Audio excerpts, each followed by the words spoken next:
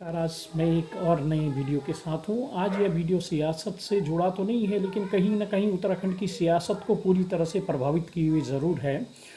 यह मुद्दा है देवस्थानम एक्ट का। इस एक्ट को किस तरह से बिना तीर्थ पुरोहित और इन मंदिरों से जुड़े हक हकूकधारियों को विश्वास में लिए पारित किया गया, और उसके बाद से किस तरह से चारों धामों के अलावा राज्य के प्रमुख शहरों में, तीर्थ नगरी में, राजधानी में यह मुद्दा लगातार सुर्खियां बटोरता रहा। मीडिया से लेकर सियासत में, राजनीतिक दलों के बीच में, आम नागरिकों के बीच में यह मुद्दा अभी भी पूरी तरह से जो है चर्चाओं में है और कहीं ना कहीं सरकार को परेशान किए हुए है। तो आइए जानते हैं कि ये विषय है क्या और आखिर क्यों चारों धामों के तीर्थ पुरोहित और इन मंदिरों से जुड़े हुए हक हकूकधारी इस एक्ट और इस एक्ट के तहत देवस्थानम बोर्ड का विरोध कर रहे हैं। दोस्तों, दरअसल इसकी शुरुआत हुई थी 27 नवंबर 2019 को, जब राज्य की कैबिनेट ने श्राइन एक्ट का प्रस्ताव पारित किया था और यह 9 तारीख दिसंबर को राज्य विधानसभा में इस एक्ट को पेश किया गया। लेकिन कांग्रेस एवं अन्य निर्दलीय विधायकों के भारी विरोध के बाद इसका नाम अंतिम समय में परिवर्तित किया गया और इसका नाम उत्तराखंड चारधाम देवस्थानम प्रबंधन विधेयक 2019 किया गया। और इसके बाद से ही लगभग इसका विरोध तो 27 नवंबर को, जिस दिन से श्राइन एक्ट का ये प्रस्ताव कैबिनेट ने पारित किया था, चारों धामों में विरोध शुरू हो गया था। लेकिन इस एक्ट के पारित होने के बाद तो विरोध जो शुरू हुआ वह अभी तक भी जारी है। हालांकि अभी वर्तमान स्थिति ये है कि राज्य के मुख्यमंत्री पुष्कर सिंह धामी द्वारा तीर्थ पुरोहितों को ठोस आश्वासन दिया गया कि इस एक्ट को हम पुनर्विचार करेंगे। इसके लिए एक हाईकमान कमेटी का भी गठन किया गया है जो तीर्थ पुरोहितों हक हकूकधारियों की बात को सुनेगी और उसके बाद अपना निर्णय देगी। लेकिन तीर्थ पुरोहितों की एक सूत्र ही मांग है कि देवस्थानम एक्ट को हर हाल में भंग किया जाए, और एक ही मांग है और उसके अलावा उनकी कोई दूसरी मांग नहीं है कि इस एक्ट को भंग किया जाए और जो पूर्व में स्थितियाँ थी उसको बहाल किया जाए। तो आइए जानते हैं कि एक्चुअली में क्यों तीर्थ पुरोहित और हक हकूकधारी इस मांग का विरोध कर रहे हैं, इस एक्ट का विरोध कर रहे हैं। वो क्यों लगातार जो है चारों धामों में धरना प्रदर्शन विरोध हो रहा है। दरअसल इसके पीछे की मुख्य वजह यह है कि जो ये एक्ट लाया गया है और इस एक्ट के तहत जो देवस्थानम बोर्ड है, इसमें चारों धाम बद्रीनाथ, केदारनाथ, गंगोत्री और यमुनोत्री को समाहित कर लिया गया है। और इसके अलावा जो अन्य 47 अत्यंत पौराणिक एवं ऐतिहासिक महत्व के मंदिर हैं, उनको भी देवस्थानम बोर्ड के तहत अधिकृत करके पूरी तरह से इनको सरकारी नियंत्रण में लेने की कोशिश की गई है। हालांकि यहाँ मैं स्पष्ट कर दूँ कि अभी भी गंगोत्री की जो मंदिर समिति है वो खुद ही अपनी व्यवस्थाएं देख रही है। यहाँ का प्रबंधन, संचालन, पूजा आदि की व्यवस्थाएं सब गंगोत्री एवं यमुनोत्री मंदिर समितियां अपने नाम से कर रही हैं।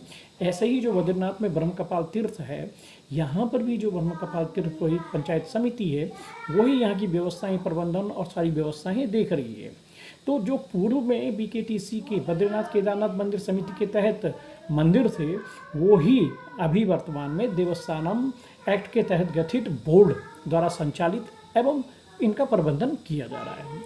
हम लोगों का विरोध का एक मुख्य कारण ये है कि जब पूर्व से ही सारी समितियां, चाहे वो गंगोत्री मंदिर समिति हो, चाहे वो यमुनोत्री मंदिर समिति हो, चाहे वो ब्रह्मकपाल तीर्थ पुरोहित समिति हो, चाहे वो चंद्रवदनी मंदिर समिति हो, चाहे वो रघुनाथ मंदिर समिति हो, वो अपनी व्यवस्थाओं को पूर्व से ही भाई बेहतरीन तरीके से कर रही थी।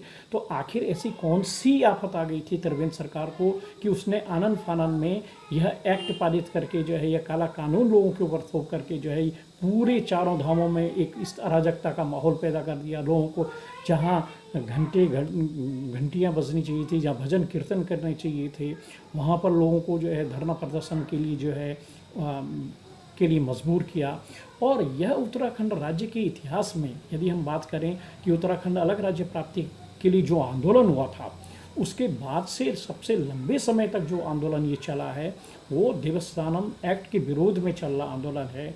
और पिछले 22 महीनों से यह आंदोलन पूरी चारों धामों के अलावा अन्य प्रमुख शहरों में, राजधानियों में भी चल रहा है। फिलहाल यह आंदोलन मुख्यमंत्री पुष्कर सिंह धामी के ठोस आश्वासन के बाद स्थगित किया गया है 30 अक्टूबर तक। लेकिन यह नहीं है कि ये अगर यह बोर्ड भंग नहीं किया जाता है और जैसे कि तीर्थपुरोहित और हकूकधारी अपनी एक ही सूत्री मांग पे अड़े हुए हैं कि पूर्व स्थिति बहाल की जाए। यदि ऐसा नहीं होता है और सरकार यदि अपने आश्वासन पर खरा नहीं उतरती है तो तीर्थ पुरोहित अपने आंदोलन जो स्थगित किया है उसको फिर से शुरू कर देंगे। और इस बीच में यदि तीर्थ पुरोहितों को यह भी लगता है कि सरकार इस मुद्दे को टालना चाहती है और इस मुद्दे के प्रति इस समस्या के समाधान के लिए गंभीर नहीं है, तो 30 तारीख अक्टूबर की जो डेडलाइन दी गई है उससे पहले भी तीर्थ पुरोहित फिर से उग्र आंदोलन करने के लिए बाध्य हो जाएंगे, ये तय है। चूँकि इस पूरे मुद्दे में भाजपा के अंदर अंतर कला है, और या हम सीधा कहें कि एक समांतर रेखा के रूप में भाजपा की जो सरकार है या संगठन है वो आपस में बटे हुए हैं। दो ध्रुव, दो समांतर रेखाओं की तरह जो है इस देवस्थानम एक्ट पे सरकार की पूरी स्थिति है। जब मुख्यमंत्री ने साफ आश्वासन तीर्थपुरोहितों को दिया है कि देवस्थानम बोर्ड पर किसी भी तरह की बयानबाजी नहीं होगी और उस पर उनका ही बयान अंतिम माना जाएगा, उसके बाद भी संस्कृति मंत्री और देवस्थानम बोर्ड के उपाध्यक्ष सतपाल महाराज लगातार बयान दे रहे हैं। उसके बाद जो है त्रिवेंद्र सिंह रावत फिर से देवस्थानम बोर्ड की खूबियों को बखान मीडिया में कर रहे हैं। तो आखिर ऐसा क्या है कि मुख्यमंत्री कुछ और कह रहे हैं, संस्कृति मंत्री कुछ और कह रहे हैं, पूर्व मुख्यमंत्री कुछ और कह रहे हैं, तो कहीं ना कहीं इस एक्ट पर भाजपा ही के अंदर बड़ा अंतर कला है। और हम यह भी स्पष्ट कर देना चाहते हैं कि सतपाल महाराज बार बार जो है तीर्थ पुरोहितों के हक हकूक सुरक्षित रखने की बात कर रहे हैं, तो आखिर सतपाल महाराज क्या अपने इससे इन हक हकूक सुरक्षित करेंगे? ये जो हक हैं, वंशानुगत अधिकार हैं, ये तीर्थ पुरोहितों को पीढ़ी दर पीढ़ी उनके पूर्वजों की ओर से मिले हैं।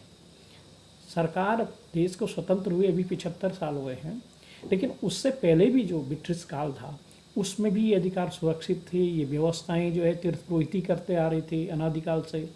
उससे पहले भी जब दौर रहा है उसमें भी तीर्थ पुरोहित ही यहाँ की सारी या हक हकूक सारी व्यवस्थाएं या प्रबंधन इन मंदिरों का करते रहे।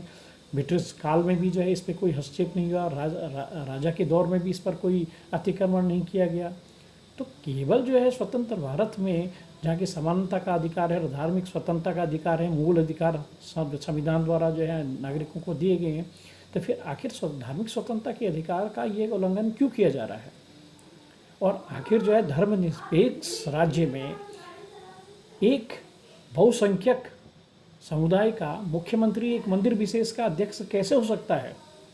यह सबसे बड़ी विडंबना है कि संविधान की भी पूरी तरह से उल्लंघना इस पूरे एक्ट में की जा रही है।